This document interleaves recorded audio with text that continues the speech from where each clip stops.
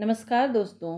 आज आप सुन रहे हैं मालती जोशी जी की कहानी तृप्ति। मम्मी जी, आप तैयार नहीं हुई? क्या मतलब? अभी अभी तो कपड़े बदल कर बैठी हूँ और कैसे तैयार हुआ जाता है? मम्मी जी, हम लोग बबली की सगाई में जा रहे हैं। तो ये साड़ी पूरे 700 की है। इससे ज़्यादा की उनकी औकात भी नहीं है, मम्मी जी ने तुनक कर कहा। फिर मेरा सिर से पांव तक मुआयना करते हुए बोली, हम दोनों के हिस्से का तो तुम्ही ने पहन ओढ़ लिया है। शायद तुम्हें भी याद दिलाना होगा कि हम लोग सगाई में जा रहे हैं, शादी में नहीं। उनके व्यंग्य से मैं तिलमिला उठी। मन हुआ सब कुछ उतार कर रख दूं, पर तभी पापा जी कमरे से निकले। उन्होंने शायद मम्मी जी की बात सुन ली थी। बोले, रश्मि ने बिल्कुल ठीक किया है। पता तो चले किस घर की बहू है। और मेरे ख्याल से तुम भी साड़ी बदल लो तो ठीक रहेगा। हम लोग सगाई में जा रहे हैं, मातम पुरसी में नहीं। 700 की साड़ी है, 1000 की होगी। पर ऐसी साड़ी पहनकर कोई ब्याह शादी में नहीं जाता, भले ही वह मेरी गरीब बहन का घर क्यों ना हो। तो क्या बनारसी पहन लूं? बेशक। मम्मी जी बुरा सा मुंह बनाकर वहां से उठ गई और कमरे में अंतर्ध्यान हो गई। बंद होते दरवाजे की आवाज़ से ही पता चलता था कि वे कितनी नाराज़ हैं। कमरा बंद होते ही पापा जी मेरी ओर मुखातिब हुए। बेटे, तुम्हारे पास ऐसी कोई साड़ी होगी जो तुम्हारी मम्मी ने ना देखी हो? मैं सोच में पड़ गई। ऐसी साड़ी कहाँ से होगी पापा जी? माँ के यहाँ से जो मिलती हैं वे तो दिखानी ही होती है।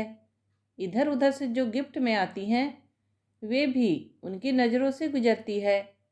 और आप लोग जो लाते हैं वे तो उन्हें याद रहती ही है। साड़ी किसके लिए चाहिए? बबली के लिए? हाँ, वहाँ तो पास पड़ोस की भाभीयों में होड़ सी लगी हुई है, पर मैं सोचता हूँ पहला हक तो हमारा बनता है। पापा जी ठीक कह रहे थे। पास पड़ोस वालों से ज़्यादा नज़दीकी रिश्ता हमारा था। और साड़ियाँ भी मेरे पास बेशुमार थी। पर अफसोस तो यह था कि एक भी साड़ी बबली को नहीं पहनाई जा सकती थी। मम्मी जी का कोई भरोसा नहीं था। वे सबके सामने ही पूछ बैठती। पापा जी यह खतरा नहीं लेना चाहते थे। दोनों माँ बेटे तैयार होकर साथ ही नीचे उतरे। ये 3 पीस सूट में थे और मानो परफ्यूम में नहा कर आए थे। मम्मी जी ने छूटते ही कहा, तुम दोनों को आज क्या हो गया है? इतना बन संवर कर क्यों जा रहे हो? कल को तुम्हारी बुआ जी सबसे यह कहती फिरेंगी कि अपनी अमीरी का रोब डालने आते हैं। कहने दो मम्मी, जिसके पास है वह तो पहनेगा और ठाठ से पहनेगा। मुझे इनकी यह गर्वोक्ति जरा अच्छी नहीं लगी। इस मामले में दोनों माँ बेटे समान हैं। शान भगाड़ने का कोई मौका नहीं छोड़ते। बस दोनों का ढंग अलग है। जिस वैभव पर ये लोग इतराते हैं वह तो पापा जी की अथक मेहनत का परिणाम है। एक तरह से उन्होंने शून्य से यह साम्राज्य निर्माण किया है। पर वे इन लोगों की तरह बड़ बोले नहीं हैं। उनकी वृत्ति में एक ठहराव है, बातचीत में एक संयम है, आचार व्यवहार में सौम्यता है। इसीलिए मेरे लिए श्रद्धास्पद है। गाड़ी में बैठते हुए मम्मी जी ने फिर कहा, वहाँ जाकर हम्माली करनी पड़ेगी, सूट का सत्यानाश हो जाएगा। पापा जी बोले, तुम्हारे साहबजादे हम्माली करेंगे? हम दोनों के हिस्से की हम्माली मैं कर आया हूँ। अब तो स्वागत सत्कार ही करना है। उसके लिए यह ड्रेस ठीक है। थोड़ी देर शांति रही। फिर मम्मी जी ने पूछा, क्यों जी, लड़का क्या सचमुच इंजीनियर है? यह सवाल कितनी बार पूछोगी? पता नहीं क्यों मम्मी जी को यह बात हजम ही नहीं हो रही है। जब से बबली की शादी तय हुई है परेशान सी है। मम्मी, आजकल इंजीनियर बनना बहुत आसान हो गया है। गली गली कॉलेज खुल गए हैं। लोग सोचते हैं बड़ा तीर मार लिया, पर जब डिग्री लेकर सड़क पर आते हैं तब आटे दाल का भाव मालूम हो जाता है। बरखुरदार लड़का एमपीईबी में असिस्टेंट इंजीनियर है। सरकारी क्वार्टर है, गाड़ी है, अर्दली है। मैं खुद देख आया हूँ। इसीलिए तो मैं हैरान हूँ, इतना अच्छा लड़का इन्होंने कैसे पटा लिया। इंजीनियर दूल्हे मुफ्त में तो मिलते नहीं। मुफ्त में क्यों मम्मी? अपना इतना बड़ा एटीएम जो है। पल भर को तो मम्मी जी के पल्ले कुछ नहीं पड़ा। बात समझ में आते ही वे चिहुक पड़ी। मामा जी बताइए तो, कितने ढीले किए? अभी तक तो किसी ने कुछ नहीं मांगा, पर ज़रूरत पड़ी तो मांग भी सकते हैं, और मैं दे भी सकता हूँ। आखिर मेरी इकलौती बहन की इकलौती लड़की की शादी है। पापा जी की यही बात मुझे अच्छी लगती है। सामने वाला बहुत बोलने लगे तो दो टूक बात कहकर उसका मुंह बंद कर देते हैं। बुआ जी की गली में प्रवेश करते ही सजीला सामियाना नजर आ गया। धीमे धीमे शहनाई भी बज रही थी। माँ बेटे ने एक साथ कहा, अरे वाह, सामियाना भी लगवाया है। पापा जी कुछ नहीं बोले, पर मम्मी जी के मन में एक बार कोई बात खटकने लगे तो बाहर निकलकर ही दम लेती है। बुआ जी के बेटा बहू दरवाजे पर अगवानी के लिए खड़े थे। जैसे ही उन लोगों ने पैर छुए, मम्मी जी बोली, अरे वाह, तुम लोगों ने तो शादी की सी रौनक कर दी है। शामियाना वगैरह तान लिया है। घर बहुत छोटा है ना मामी जी? बड़ी भाभी ने विनम्रता से कहा। तभी मम्मी जी की नज़र भाभी के जड़ाऊ गुलूबंद पर पड़ी। छू कर बोली, बड़ा सुंदर है, कब बनवाया? भाभी इस प्रश्न का उत्तर टाल गई और दूसरे मेहमानों के स्वागत के लिए चली गई। पर चुप रहना तो मम्मी जी की फितरत में ही नहीं था। उपस्थित आमंत्रितों को सुनाते हुए बोली, आजकल कैसी कैसी चीज़ें चली हैं, असली को भी मात करती हैं। एक हम बेवकूफ़ हैं जो पैसा फूकते हैं और जोखिम भी पालते हैं। लॉकर्स का किराया भरते हैं, सो अलग। इससे तो यही अच्छा, सस्ता, सुंदर और टिकाऊ। शर्म से मेरा मुंह लाल हो गया। उन्हें रोकना तो मेरे बस में नहीं था, इसलिए चुपचाप वहाँ से खिसक ली। बबली की खोज में मैंने पूरा घर छान मारा, वह तो नहीं मिली। पर बुआ जी नज़र आ गई। बहुओं ने उन्हें नई नकोर साड़ी पहना दी थी, पर उनके सीधे सरल व्यक्तित्व से वह जरा भी मेल नहीं खा रही थी। मैंने प्रणाम किया तो उन्होंने आशीषों की बौछार करते हुए मुझे अंक में भर लिया। हमारी ननंद रानी को कहाँ छुपा कर रख दिया है आपने? पूरे घर में देख आई, नज़र ही नहीं आई। पा लर गई है। बुआ जी ने पा को खूब लंबा खींचते हुए कहा, आजकल तो हर कोई पार्लर जाने लगा है। मम्मी जी के सिवा ऐसी बात कौन कह सकता था। वे कब मेरे पीछे आकर खड़ी हो गई थी, पता ही नहीं चला। मेरा तो खून खौल गया। किसी तरह अपने को जब्त कर मैंने कहा, और दिन ना सही, पर ऐसे मौक़ों पर तो लड़कियां पार्लर जाती ही है मम्मी जी। जाती होंगी, पर हमारी जिज्जी के यहाँ तो ये चोचले नहीं थे। चाहो तो पूछ लो। अब क्या करें, नंदन भौजाई दोनों जिदिया गई, तो हमने कहा कि जाने दो, दुनिया जा रही है। अच्छा, तो छोटी भी गई है, तभी नज़र नहीं आई। तभी वे मुझे नज़र आ गई। वे भी और बबली भी। छोटे भैया के साथ तीनों पापा जी की एस्टीम से उतर रहे थे। पापा जी शायद सुबह गाड़ी और ड्राइवर यहीं छोड़ गए थे। मम्मी जी ने इस बात को नोट नहीं किया। इसी पर आश्चर्य हुआ। मम्मी जी ने छोटी भाभी को आते ही धर लिया। अरे वाह छोटी बहू, यहाँ मेहमान बैठे हैं और तुम बाहर मस्ती मार रही हो। छोटी भाभी ने भी तुर्की ब तुर्की जवाब दिया। क्या करें मामी जी, कभी कभी हमें भी सुंदर दिखने की इच्छा होती है। फिर मेहमानों के लिए यहाँ आप थी, अम्मा जी थी, बड़ी भाभी थी, हम भला कहाँ लगते हैं। और वह लाडो कहाँ है? लाडो सहेलियों से घिरी हुई लहंगा सूट लहराती चली आ रही थी। जिसका भी था, सूट बहुत जोरदार था। मैं लपक कर उसके पास पहुंची। बबली जी, जरा कमरे में चलेंगी? आपकी चुनरी ठीक कर दूं? कमरे में आकर उसने भोलेपन से कहा। पार्लर वाली ने तो खूब अच्छे से पहनाई थी भाभी, शायद गाड़ी में उतरते चढ़ते फिसल गई होगी। चुनरी का कुछ नहीं बिगड़ा है ननद रानी।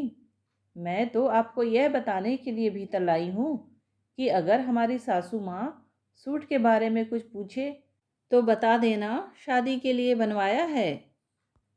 पर यह तो सामने वाली वंदना भाभी का है।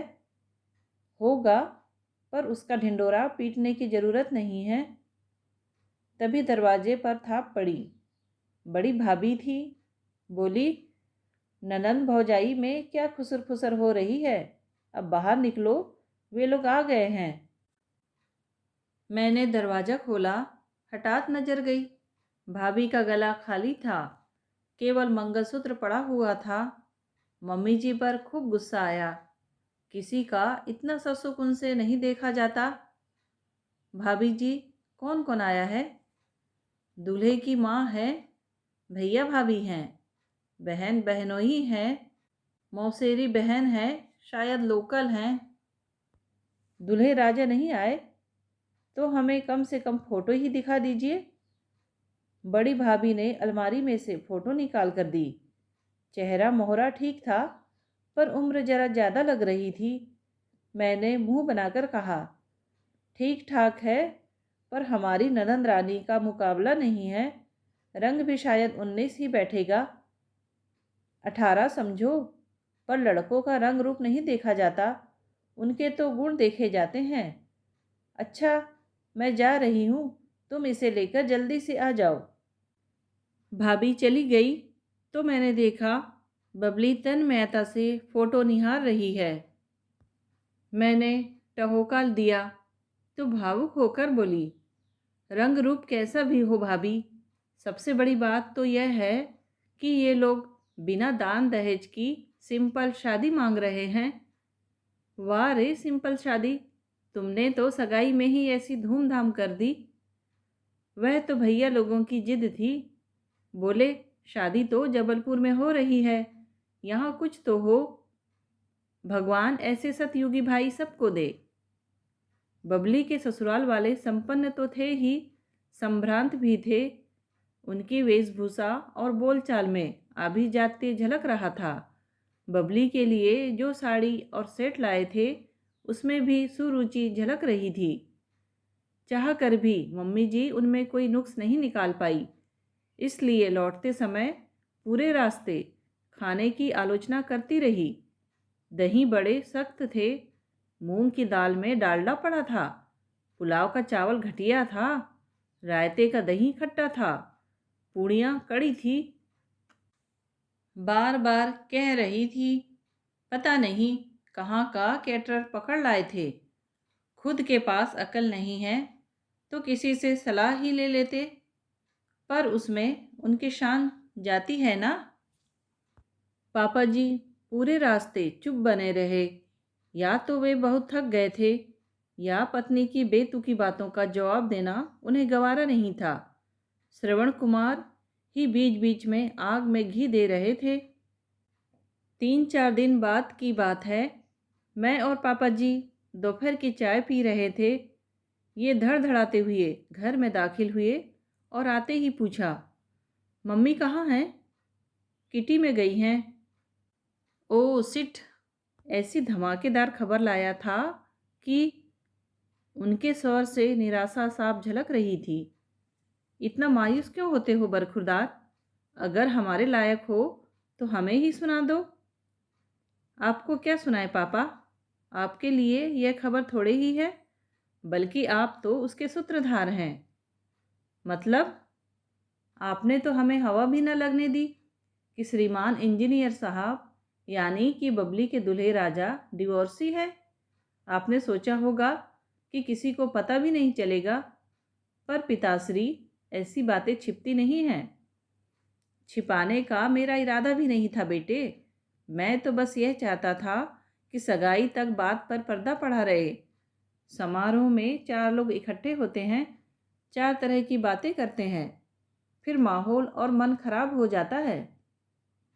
कम से कम आप घर में तो बता सकते थे। इन्होंने रूठने के से अंदाज में कहा। अब पापा जी क्या बताते कि सबसे ज़्यादा खतरा तो उन्हें घर ही से था। मम्मी जी को पता होता तो भरे मंडप में उद्घोषणा कर देती। ये आंधी की तरह आए थे, उसी तरह लौट गए। घर में एक सन्नाटा सा खिंच गया। बड़ी देर बाद मैंने कहा, पापा जी, ये रिश्ता तो आप लाए थे ना? बबली के लिए आप ऐसा रिश्ता लाएंगे? वे कुछ क्षण मुझे देखते रहे, फिर बोले, रिश्ता तो बबली खुद लाई थी, मैंने तो बस औपचारिकताएं पूरी की थी। मैं समझी नहीं। लड़के की मौसेरी बहन बबली की कुलीग है, उसी ने बात चलाई थी। फिर बबली यह प्रस्ताव लेकर मेरे पास आई कि मामा, किसी तरह मेरा यह काम कर दो, तुम्हारा एहसान मानूंगी। फिर करना ही पड़ा। हालांकि इतना सरल नहीं था। भाई लोग तो फिर भी मान गए थे, पर जिज्जी को मनाने में मुझे पसीना छूट गया। ये कोई लव मैरिज तो थी नहीं, फिर ऐसी क्या मजबूरी थी? वह तुम नहीं समझोगी। एक तो बबली के पिता नहीं हैं, फिर भाई भी साधारण नौकरी वाले हैं। तिस पर उनकी अपनी गृहस्थी भी है। वे लोग अपने को बेच भी देते तो ऐसा घर वर नहीं जुटा सकते थे। बबली बोली, पैसे पैसे को दांतों से पकड़कर तंग आ चुकी हूँ मामा। अब बाकी ज़िंदगी आराम से गुजारना चाहती हूँ। मैं नहीं चाहती कि मेरे भाई मेरे लिए दान दहेज जुटाने के चक्कर में सारी ज़िंदगी कर्ज की किस्तें भरते रहे। यहाँ तो कुछ देना भी नहीं पड़ेगा। उसके लिए दान दहेज की व्यवस्था तो आप भी कर सकते थे पापा जी। अपनी शक्ति भर अब भी तो कर ही रहा हूँ। उस दिन की पार्टी क्या केशव माधव के बस की थी? पर देखो, कोई भी स्वाभिमानी लड़की इस एहसास के साथ जीना नहीं चाहती कि उसकी शादी दान खाते से हुई है। पर डिवोर्स वाली बात गले से उतरती नहीं। मैंने पूरी छानबीन कर ली है। लड़की का कहीं अफेयर था। माँ बाप राजी नहीं हुए, जबरन शादी करनी पड़ी। उसने पहले दिन ही पति को सच बता दिया। आपसी रजामंदी से साल भर में ही तलाक हो गया था। Now see is happily married. मैं मिल चुका हूँ, पर इस हादसे के बाद वह लड़का एकदम टूट ही गया था। इतने दिनों बाद जाकर दोबारा शादी के लिए राजी हो पाया है। वह तो कोर्ट मैरिज के लिए ही अड़ गया था, पर मैंने समझाया कि भाई, तुम्हारी दूसरी शादी है तो क्या, बिटिया की तो पहली ही है, उसके भी तो कुछ अरमान होंगे। शायद इसीलिए इन लोगों ने सगाई इतनी धूमधाम से की थी। जो भी हो, सुनकर अच्छा नहीं लगा। बबली के लिए मन उदास हो गया। रात खाना लगा रही थी कि मम्मी जी हुलसते हुए किचन में दाखिल हुई। रश्मि, देख, मैं कह रही थी ना, वही हुआ। मैं तो खुद हैरान थी कि इतने अच्छे लोग ऐसे वैसे घर की लड़की कैसे ले रहे हैं। अब जाकर भेद खुला। उनके चेहरे से खुशी छलकी पड़ रही थी। पिछले दिनों नजर आने वाला तनाव एकदम गायब हो गया था। आंखों में पुरानी चमक लौट आई थी, और वह चमक तृप्ति की थी। दोस्तों, कहानी सुनने के लिए आपका धन्यवाद। कहानी पसंद आई हो तो प्लीज़ लाइक, शेयर और सब्सक्राइब ज़रूर कीजिए।